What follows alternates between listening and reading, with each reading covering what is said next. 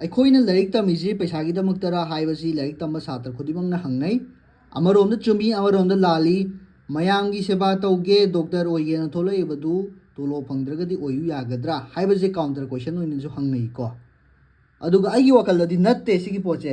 ꯁꯥꯇ꯭ꯔ ꯈꯔꯅ ꯍꯥꯏꯒꯅꯤ ꯑꯩꯈꯣꯏꯅ ꯇꯝꯃꯤꯕ ꯀꯣꯁ ꯊꯦꯇꯥ ꯁꯥꯏꯟ ꯊꯦꯇꯥ ꯇꯦꯟ ꯊꯦꯇꯥꯁꯦ ꯀꯗꯥꯏꯗ ꯍꯥꯞꯄꯨꯗꯣꯏꯅꯣ ꯑꯣꯖꯥ ꯀꯗꯥꯏꯗ ꯊꯥꯗꯔꯨꯗꯣꯏꯅꯣꯅ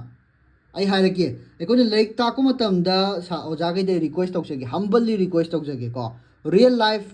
ꯑꯦꯄ꯭ꯂꯤꯀꯦꯁꯟ ꯈꯔꯒ ꯂꯣꯏꯅꯅ ꯇꯥꯛꯄꯤꯌꯨ ꯁꯄꯣꯁ ꯅꯪꯗꯣ ꯗꯦꯠ ꯑꯃ ꯆꯠꯂꯦꯅꯦ ꯅꯣꯏ ꯁꯥꯏꯒ ꯗꯦꯠ ꯆꯠꯂꯦ ꯅꯪꯅ ꯊꯧꯔꯕ ꯃꯇꯝꯁꯤꯗ ꯈꯥꯝꯃꯒ ꯅꯕꯥꯏꯁꯦ ꯗꯦꯠ ꯇꯧꯔ ꯎꯅꯔ ꯂꯩꯗꯣꯏꯅꯦꯕ ꯁ꯭ꯋꯥꯏꯁꯤꯗ ꯑꯦꯛꯖꯥꯝꯄꯜ ꯕꯣꯕ ꯎꯅꯔ ꯂꯩꯕꯁꯤꯗ ꯅꯪꯅ ꯁ꯭ꯋꯥꯏꯗ ꯂꯦꯞꯇꯣꯏꯅꯤ ꯑꯗꯣ ꯅꯣꯏ ꯁꯥꯏꯁꯦ ꯅꯪꯅ ꯈꯔ ꯆꯦꯛꯁꯤꯟꯕꯅꯤꯅ ꯃꯥꯅ ꯐꯖꯅ ꯃꯦꯁꯦꯖ ꯆꯦꯠ ꯅꯨꯡꯁꯦ ꯆꯦꯛ ꯇꯧꯔ ꯂꯥꯛꯆꯗꯣꯏꯅꯤꯀꯣ ꯑꯗꯣ ꯅꯪꯅ ꯐꯥꯗꯅꯕ ꯍꯥꯏꯗꯨꯅ ꯅꯨꯄꯥꯗꯨꯒꯤ ꯃꯃꯤꯡꯗꯣ ꯂꯧꯊꯣꯛꯑꯒ ꯃꯥꯅ ꯃꯃꯥꯟꯅꯕꯤꯒꯤ ꯃꯃꯤꯡꯗ ꯁꯦꯞ ꯇꯧꯔꯒꯅꯦꯕ ꯄꯨꯔ ꯂꯥꯛꯇꯣꯏꯁꯦ ꯀꯣꯟꯇꯦꯛꯁꯦ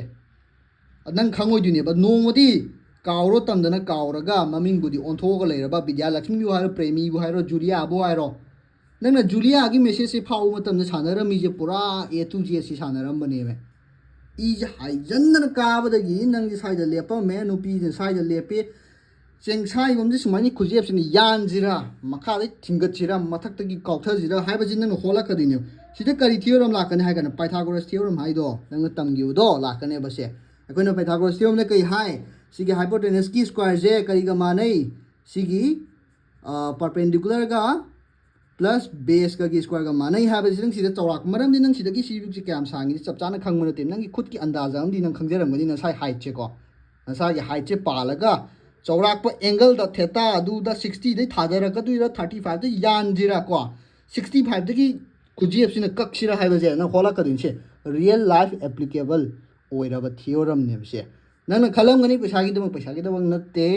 मुन्ना पाबियू लोइन एप्लीकेशन लेगनी अदो खंगदबा कराई सिनदिनो रियल लाइफ द खंगदबा थियोरम दगी अमदगी लेरगसु अखंग खंगद तानाबिजी हंगबिरो टिप्स एंड ट्रिक की दमक मयाम तोंबुंग ता तोंबुंग लेजरे म्यांग 24/7 को